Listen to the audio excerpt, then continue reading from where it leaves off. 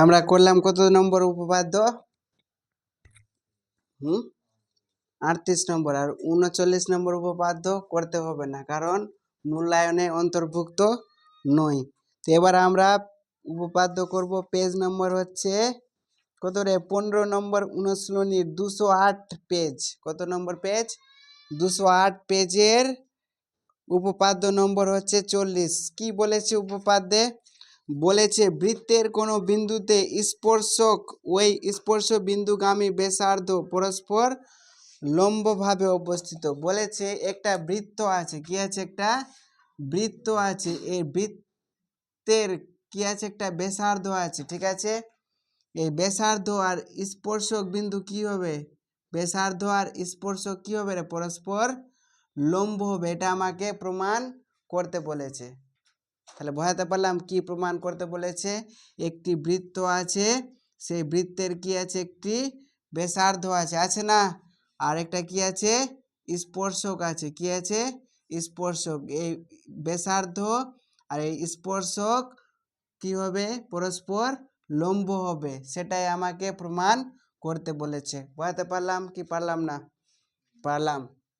তারপরে কত উপপাদ্য নম্বর হচ্ছে 40। ঠিক, তারপরে আমি কি করবো? একটা বৃত্ত এঁকে নিব। আঁকলাম।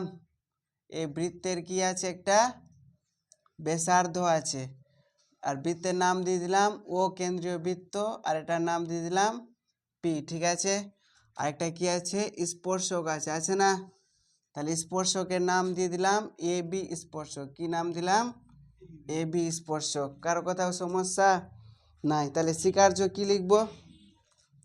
তাহলে স্বীকার্য আমি লিখব, কি লিখব? ও কেন্দ্রীয় বৃত্তের, ও কেন্দ্রীয় বৃত্তের কি আছে? ওপি এ বি স্পর্শকের উপর, আছে না?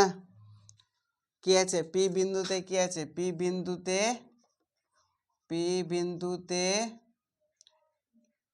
পি বিন্দুতে এ বি স্পর্শক এবং ওপি, নিচে লিখে দিচ্ছি, এবং ওপি কিরে ব্যাসার্ধ, ওপি পি বিন্দুগামী ব্যাসার্ধ, ওপি পি বিন্দুগামী ব্যাসার্ধ। আছে কি নাই? প্রমাণ করতে হবে। যে কি বলছি? প্রমাণ করতে হবে। যে কি প্রমাণ করতে হবে? আমাকে ওপি, ওপি ব্যাসার্ধ, ওপি ব্যাসার্ধ এ বি, এ বি যে এ বি স্পর্শকের উপর, এ বি স্পর্শকের কি উপর লম্ব।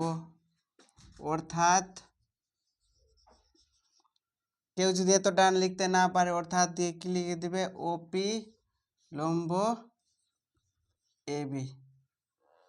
ঠিক আছে, তারপরে আমাকে প্রমাণ করতে হবে যে, তারপরে কি করতে হয়? অঙ্কন করতে হয়। তাহলে অঙ্কনে কি লিখব? অঙ্কনে কি করলাম বল? এ বি স্পর্শকের উপর, এ বি স্পর্শকের উপর অন্য একটি বিন্দু বা অপর একটি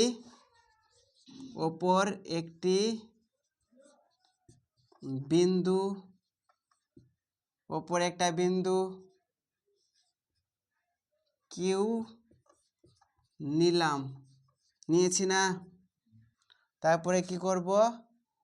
ও এবং কিউ যোগ করলাম বা যুক্ত করি, যার যেটা লেখার ইচ্ছা। তাহলে লিখে দিলাম, লিখলাম। এটা ছেদ বিন্দু পেলাম না, এটা নাম দিয়ে দিলাম আর, দিয়েছি। এইটুকুন বুঝতে কারো সমস্যা হয়েছে কি? হয়নি। এবার কি লিখবো আমি? প্রমাণ, ঠিক তো? তো প্রমাণে আমি কি লিখবো বল, কি লিখবো রে? বলছে যে এবি স্পর্শকের কি আছে বল?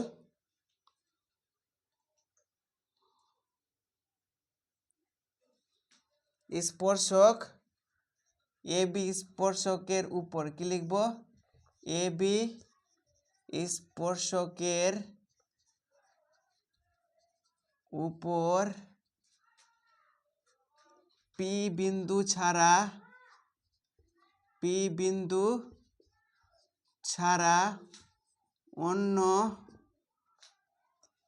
যে কোনো, অন্য যে কোনো বিন্দু, বিন্দু বৃত্তের, বৃত্তের বাইরে অবস্থিত। কেটা লেখার মানে বোঝা গেল কি গেল না? এবি স্পর্শকের উপর পি বিন্দু ছাড়া অন্য যে কোনো একটা বিন্দু নে। তুই বিন্দুটা, এটা এখানে বিন্দুটা এখানে পি আছে না, স্পর্শক আছে এ বি আছে কি নাই, যে কোনো একটা বিন্দু নে, সবটাই কি হবে? বৃত্তের বাইরে অবস্থিত হবে। ঠিক আছে, পি কেবলমাত্র একটা বিন্দু আছে যেটা কি আছে? বৃত্তের মধ্যে অবস্থিত আছে। বাকি যে কোনো বিন্দু নে, প্রত্যেকটাই কি হবে? বৃত্তের বাইরে অবস্থিত হবে। বোঝাতে পারলাম কি পারলাম না? আর প্রত্যেকটা বিন্দুর সঙ্গে যদি সরলরেখা যুক্ত করি, সবচেয়ে এর মধ্যে ক্ষুদ্রতম যেটা হবে সেটাই কি হবে? লম্ব হবে। বোঝাতে পারলাম কি পারলাম না? মানে বলছি যে একটা এরকম, এদিকে একটা কি আছে? নদী আছে মনে কর। নদী থেকে এই বিন্দু থেকে এদিকে একটা লাইন গেছে, এদিকে একটা লাইন গেছে, এদিকে একটা লাইন গেছে, এদিকে একটা লাইন গেছে, এদিকে একটা লাইন গেছে, এখানে একটা লাইন গেছে, এখানে একটা লাইন আছে, অসংখ্য লাইন আছে। ঠিক আছে, যে গণতি করা যাবে না। এর মধ্যে লম্ব কোনটা আছে বলতে পারবি? যেটা একেবারে লম্বা লম্বি চলে গেছে, আর যেটা একেবারে লম্বা লম্বি যাবে সেটাই কি হবে? সবচেয়ে ছোট হবে। হবে কি হবে না? লম্বা লম্বি কোনটা গেছে? এই লাইনটা চলে গেছে লম্বা লম্বি, তাহলে লম্ব কোনটা হয়ে গেল? এটা, এটা, এটা। এবার ভেবে দেখতো যে এইখান থেকে এটার দূরত্ব যা আছে, আর এখান থেকে এটার দূরত্ব কি আছে? কোনটা বড় আছে বল? এটা বড় আছে, তারপরে এটা আছে, তারপরে এটা আছে, তারপরে এটা, সবচেয়ে ছোট এটা হচ্ছে না? হচ্ছে কি হচ্ছে না? তাহলে ক্ষুদ্রতম যেটা হবে সেটাই কি হবে? লম্ব হবে। তাহলে এখান থেকে যদি আমি যতটা সরলরেখা যুক্ত করব তার মধ্যে ওপি সবচেয়ে ছোট হবে, সেই জিনিসটাই যদি আমি বলতে পেরে যাই তাহলে আমি এটাকে বলতে পারবো লম্ব। পারবো কি পারবো না? তাহলে আমাকে এখন প্রমাণ করতে হবে যে ওপি হলো সবচেয়ে ছোট বা ক্ষুদ্রতম। এটাই যদি আমি কোনোভাবে ছলে বলে কৌশলে যেভাবে হোক যদি আমি বলতে পারি তাহলে আমি কি বলতে পারবো? লম্ব, সেটাকে আমি বলতে পারবো। মানে একে লম্ব বলে আমি ঘোষণা করে দিলাম যে ওপি হলো এবি বাহুর উপর বা এবি স্পর্শকের উপর লম্ব। ক্লিয়ার হলো কি হলো না? তাহলে সেটাই জিনিস আমি এখন করব।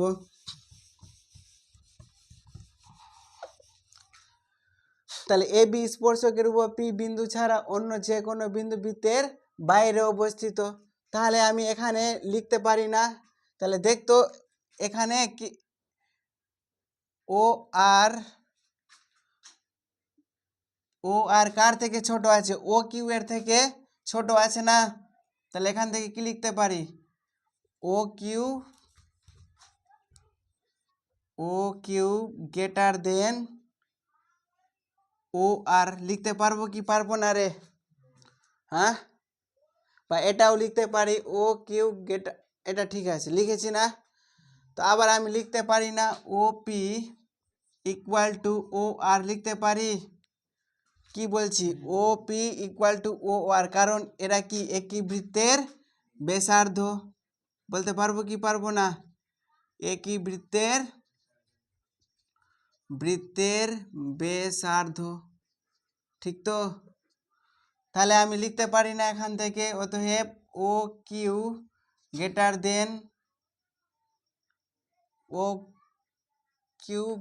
দেন ও আর না লিখে ও পি লিখতে পারি না। ও আর না লিখে ও পি লিখতে পারি তো?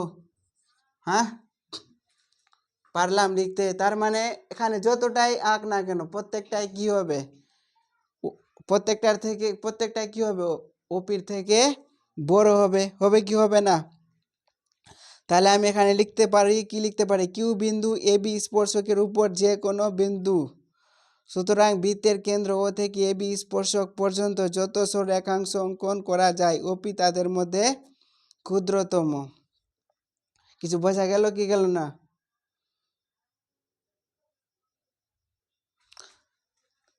বলতে চাইছে যে ও বিন্দু থেকে স্পর্শক এ বি এর উপর যতটাই সরলরেখা আঁকি না কেন তাদের মধ্যে সবচেয়ে ক্ষুদ্রতম হচ্ছে ওপি। আসলে ওপি, কারণ প্রত্যেকটাই কি হয়ে যাবে? বৃত্তের বাইরে হয়ে যাবে, হবে না?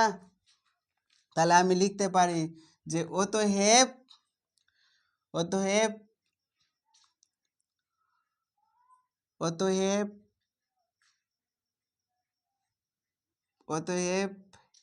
এ বি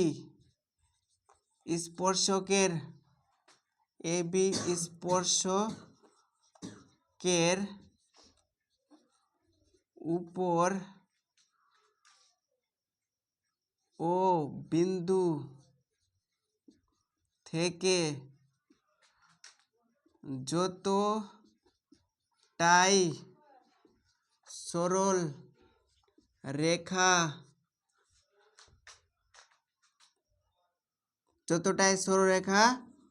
অঙ্কন করি বা যতটাই সরলরেখা